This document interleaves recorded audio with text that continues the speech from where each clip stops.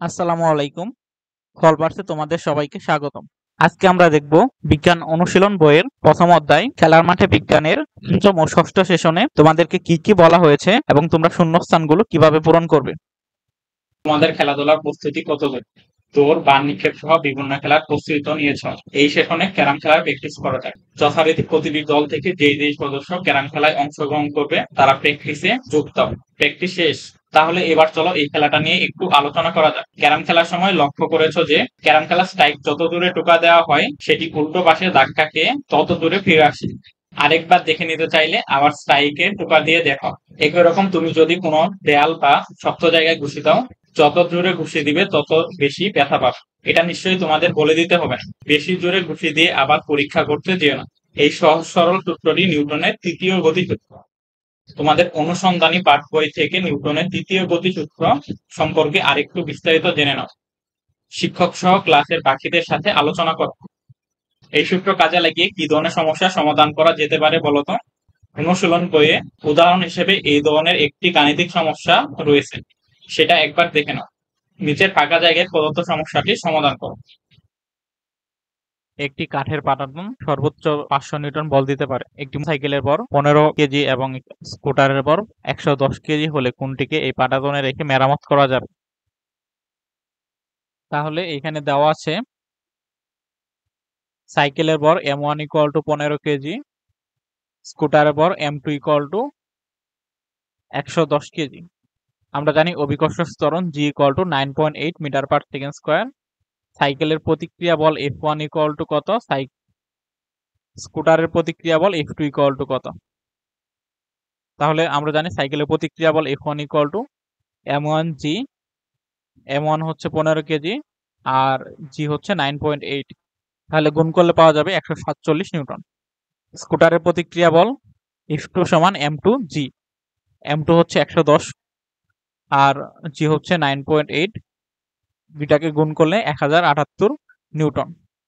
যেহেতু কাঠের পাটাতন সর্বোচ্চ 500 নিউটন পর্যন্ত প্রতিক্রিয়া বল দিতে পারে আর F1 হচ্ছে 147 নিউটন, অর্থাৎ 500 হচ্ছে কম, তাই পাটাতনে সাইকেল রেখে পরিষ্কার করা যাবে। আর স্কুটারের প্রতিক্রিয়া বল F2 = 1078 নিউটন, যা 500 নিউটনের চেয়ে বড়। এই কারণে পাটাতনে স্কুটার রেখে পরিষ্কার করা যাবে না। নিউটনের তিনটি গতিসূত্র নিয়ে তো আলোচনা হবে। আমরা এখন বিজ্ঞানে যেসব তথ্য বা সূত্র পড়ে থাকি সেগুলো কিন্তু একদিনে আসেনি।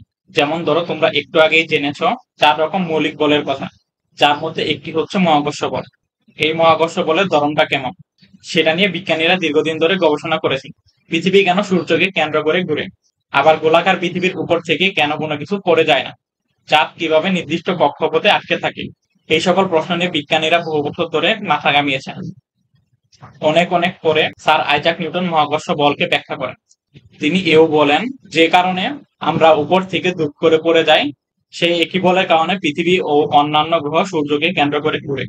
তোমাদের অনুসন্ধানী পাঠ বই থেকে মহাকর্ষ বল, নিউটনের মহাকর্ষ সূত্র এবং ওজনের ধারণা সম্পর্কে বিস্তারিত পড়ে নিন। শিক্ষক সহ ক্লাসের অন্য বন্ধুদের সাথে আলোচনা করেন।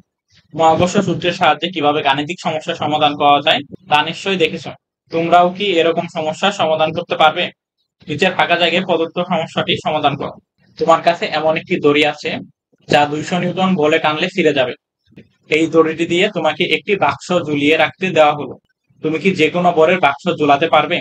এখানে বল F হচ্ছে 200 নিউটন। আমরা জানি অভিকর্ষ ত্বরণ g এর মান হচ্ছে 9.8 মিটার/সেকেন্ড স্কয়ার। তাহলে ভর m সমান কত? আমরা জানি F সমান mg। F হচ্ছে 200 নিউটন, g হচ্ছে 9.8। তাহলে 200/9.8 = 20.41 কেজি। তাহলে তুমি সর্বোচ্চ 20.41 কেজি ভরের বস্তু জ্বলাতে পারবে। এবার একটু ভেবে দেখো, বান নিক্ষেপের খেলায় যখন তোমরা বস্তুটি দূরে ছুড়ে মারো, পৃথিবীতে না হয়ে একই খেলা চাঁদে হলে একই বল প্রয়োগে বস্তুটি কি বেশি দূরে যাবে নাকি কম? তোমাদের উত্তর নিচের ফাঁকা জায়গায় লিখে রাখো। এর উত্তর হবে, বস্তুটি বেশি দূরে যাবে নাকি কম দূরে যাবে তা নির্ভর করে পৃথিবী ও চাঁদের অভিকর্ষ ত্বরণের মানের উপর। পৃথিবীর তুলনায় চাঁদের অভিকর্ষ ত্বরণের মান কম হয়, খেলাটা চাঁদে খেললে একই বল প্রয়োগে বস্তুটি বেশি দূরে যাবে। মহাকর্ষ বলের সাথে জি এর মানের সম্পর্ক কি তোমরা বুঝতে পারছো? বন্ধুদের সাথে আলোচনা করো এবং নিচে তোমাদের উত্তর লিখে রাখো। এর উত্তর হবে, আমরা জানি F সমান G capital M into small m divided by R square, এবং অভিকর্ষ ত্বরণ G equal to G capital M divided by R square. তাহলে 2 নং থেকে G এর মান 1 নং এ বসালে আমরা পাই F equal to G into M। আর যদি M কে ধ্রুবক ধরে নেই তাহলে F সমানুপাতিক G। তাহলে আমরা বলতে পারি মহাকর্ষ বলের সাথে G এর মান সমানুপাতিক। মঙ্গল গ্রহের ভর 6.4 ইন্টু 10⁻23 কেজি, ব্যাসার্ধ 3390 কিলোমিটার। তুমি কি মঙ্গল গ্রহে অভিকর্ষ স্তর নির্ণয় করতে পারবে? মঙ্গল গ্রহে তোমার ওজন কত হবে? সবাই নিজের ভর ব্যবহার করে হিসাব করো, জানা না থাকলে মেপে নাও। এখানে দেওয়া আছে মঙ্গল গ্রহের ভর M সমান 6.4 ইন্টু 10⁻23 কেজি, ব্যাসার্ধ R সমান 3390 কিলোমিটার। আর কিলোমিটারকে 1000 দিয়ে গুণ করলে মিটার হয়, তাহলে 3390 ইন্টু 10⁻3 মিটার।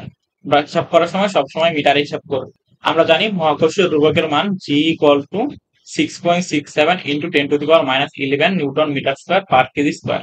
আমাদের বের করতে হবে অভিকর্ষ ত্বরণ G সমান কত। আমরা জানি অভিকর্ষ ত্বরণ G সমান Gm by R square. G এর মান হলো 6.67 ইন্টু 10⁻11। মঙ্গলের ভর M এর মান হচ্ছে 6.4 ইন্টু 10⁻23 কেজি, আর ব্যাসার্ধ R সমান হচ্ছে 3390 ইন্টু 10⁻3। তাহলে হিসাব করলে দাঁড়ায় 3.71 মিটার পার সেকেন্ড স্কয়ার।